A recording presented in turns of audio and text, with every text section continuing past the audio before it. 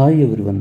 ఈరోజు ఏంటంటే ఈ వీడియోలో మీకు మెయిన్గా నేను చెప్పబోయేది ఈఎంఐస్ గురించి.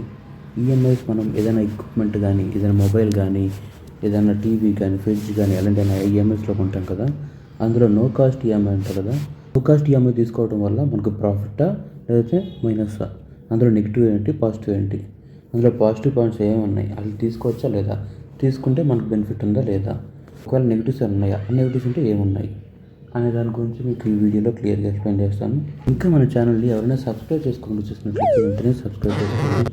అంతేకాదు పక్కన బెల్ ఐకాన్ ప్రెస్ చేసినట్లయితే నేను వీడియోని అప్లోడ్ చేయకండి, మీరు నోటిఫికేషన్ రూపంలో మిస్ అవ్వకుండా చూసేయచ్చు. సో ఇంక లేట్ చేయకుండా వీడియోలోకి వెళ్ళిపోదాం.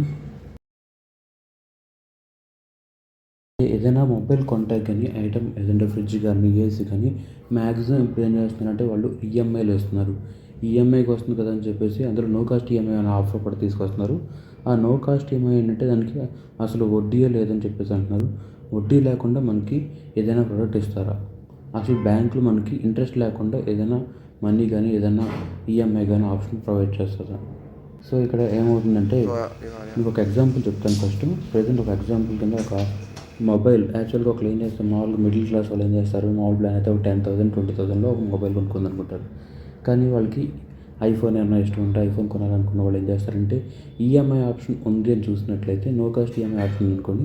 దానికి ఏం చేస్తారు వాళ్ళు, నో కాస్ట్ ఈఎంఐ అని కదా, జస్ట్ ఒకవేళ అప్రాక్సిమేట్ ఆ ఫోన్ ఒక 80,000 అవుతే దానికి వాళ్ళు ఏం చేస్తారు, నెలకు 4,000 కట్టుకున్న ఈఎంఐకి వచ్చేస్తుంది కదా అని చెప్పేసి అందులో వాళ్ళు ఈఎంఐ పెట్టుకుంటారు. అంటే వాళ్ళు అసలు అందులో వడ్డీ ఏం కట్టాల్సిన అవసరం లేదని చెప్పేసి అనుకుంటున్నారు. అది నో కాస్ట్ ఈఎంఐ అని వినడానికి చాలా బాగుంటుంది కదా. వాడు నో కాస్ట్ ఈఎంఐలో మనకి అంటే ఎవ్రీ మంత్ ఆ 4,000 పే చేసుకుంటే 80,000కి 10 మంత్స్ 12 మంత్స్లో మొత్తం క్లియర్ అయిపోతుంది. సో ఇంకా మనం దానికి ఎక్స్ట్రా ఏం పే చేయాల్సిన అవసరం లేదు, ఈఎంఐలోనే మనకి తక్కువలోనే వచ్చేస్తుంది కదా అని చెప్పి అనుకుంటారు.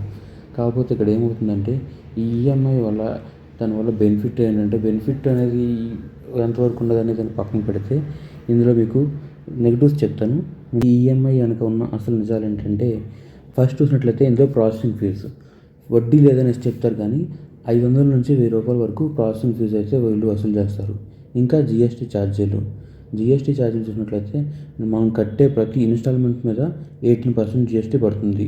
ఇది చాలామంది అసలు దీని గురించి అసలు గమనించరు. ఇంకా చూసినట్లయితే డిస్కౌంట్ కోల్పోతాం.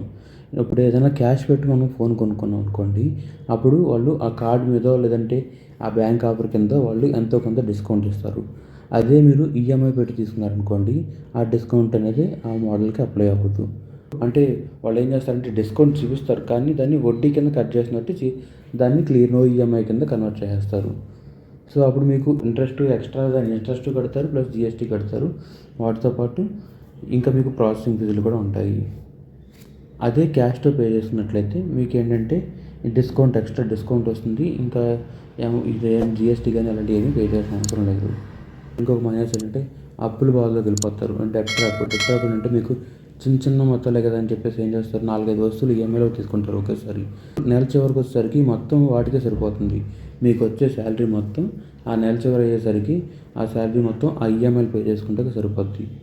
సో ఇది నెగిటివ్స్. నెక్స్ట్ మనం పాజిటివ్ చూద్దాం.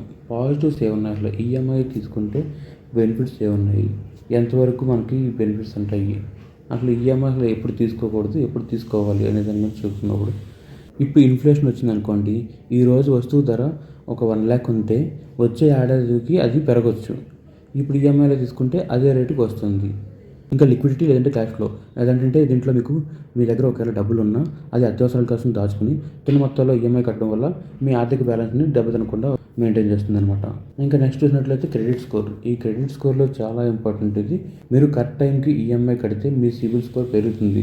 భవిష్యత్తులో హోమ్ లోన్, పర్సనల్ లోన్ వంటివి తీసుకోవడానికి చాలా హెల్ప్ అవుతుంది.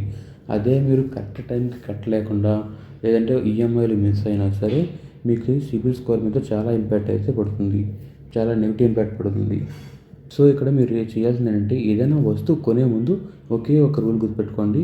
ఇదేంటంటే ఏదైనా అవసరం కోసం కొంటున్నావా లేక ఈఎంఐలో దొరుకుతుందని కొంటున్నావా అనే దాని గురించి ఆలోచించుకోండి, మీరు డిసైడ్ చేసుకోండి. ఏదో ఆఫర్లు వస్తున్నాయి, ఇంకా యాడ్స్ ఉన్నాయి, డిస్కౌంట్స్ వస్తున్నాయి అని చెప్పేసి అవసరం లేకపోయినా సరే కొనుక్కుంటే దానివల్ల మీకు ఉపయోగం ఉండదు. దానివల్ల బెనిఫిట్ ఉంటుంది, అది ఖచ్చితంగా అవసరం అనుకుంటేనే తీసుకోండి ఈఎంఐలో. అది కూడా ఈఎంఐలో తీసుకుంటారంటే అలా ఆలోచించండి. మ్యాక్సిమం క్యాష్లో వస్తే క్యాష్లోనే కొనుక్కుంటే ట్రై చేసుకోండి. ఆ క్యాష్ వచ్చేంత వరకు మెయింటైన్ చేసుకోండి. ఆ వచ్చిన తర్వాత మీరు ఆ వస్తువు కొనుక్కుంటే మీకు చాలా హెల్ప్ అవుతుంది. ఇందులో అలా చేయడం వల్ల మీకు ఇంకో బెనిఫిట్స్ ఏంటంటే ఒకేసారి భారం మొత్తం పడదు. మనీ దాని మీద మీకు ఒకేసారి భారం పడదు. వాయిదాల పద్ధతితో సౌకర్యంగా ఉంటుంది. ఇంకా సకాలంలో చెల్లిస్తే స్కోర్ అనేది పెరుగుతుంది ఈఎంఐ తీసుకోవడం వల్ల. అదే ఒకవేళ దాంట్లో నష్టాలు, అనవసరం ఖర్చులు పెరుగుతాయి. ఇంకా దాంట్లో ఉన్న ఫీజులు, హిడెన్ చార్జెస్ అన్నీ చూసుకుని మనం తీసుకోవాలి. అంటే ప్రాసెసింగ్ ఫీజు జీఎస్టీ అలా మంత్లీ ఈఎంఐ ఉందనుకోండి, ఈఎంఐ మీద కన్వర్షన్ రేట్స్ లేదంటే దానికి ఎక్స్ట్రా జీఎస్టీ ఇలాంటివన్నీ ఉంటాయి. అందులోనూ మీరు ఇంకో ఒక్క నెల లేట్ చేసినా సరే దానికి భారీ పెనాల్టీ అనేది పే చేయాల్సి వస్తుంది. సో ఇవన్నీ గుర్తుపెట్టుకోండి. మీరు ఏదైనా ఈఎంఐ తీసుకోవాలంటే నో కాస్ట్ ఈఎంఐలో ఏదైనా ఐటెం కొనాలంటే ఆలోచించుకొని డిసైడ్ చేసుకోండి. మ్యాక్సిమం మీరు నా సజెషన్ వచ్చేసరికి మీరు ఏదైనా ఐటెం కొనాలి అనుకుంటే ఖచ్చితంగా మీరు క్యాష్తోనే కొనుక్కోండి. ఇందులో ఈఎంఐ అంటే నేనేం నెగిటివ్గా ఏం చెప్పట్లేదు. ఈఎంఐ కూడా మంచిదే. దాన్ని జాగ్రత్తగా వాడుకుంటే మీ అవసరాలు తీరుస్తుంది. అజాగ్రత్తగా ఉంటే అప్పుల్లో ముంచేస్తుంది. ఆ ఒక్క చిన్న లైన్ గుర్తుపెట్టుకుంటే మీకు చాలా హెల్ప్ అవుతుంది. సో ఇది ఫ్రెండ్స్ ఫైనల్గా మన వీడియో. ఈ వీడియోలో మీకు ఈఎంఐ గురించి, నో కాస్ట్ ఈఎంఐ గురించి క్లియర్గా ఎక్స్ప్లెయిన్ చేశాను అనుకున్నాను. దాని బెనిఫిట్స్ ఏంటి, నెగిటివ్స్ ఏంటి అనే పాయింట్స్ గురించి మీకు క్లియర్గా ఎక్స్ప్లెయిన్ చేశాను అనుకున్నాను. ఈ వీడియో కనుక నచ్చినట్లయితే లైక్ చేయండి. ఈ వీడియో ఎలా అనిపించింది అనేది కమెంట్లో కామెంట్ చేయండి. ఇంకా మన ఛానల్ని ఎవరైనా సబ్స్క్రైబ్ చేసుకోండి చూసినట్లయితే వెంటనే సబ్స్క్రైబ్ చేసుకోండి. Thanks for watching. I will come up with another video.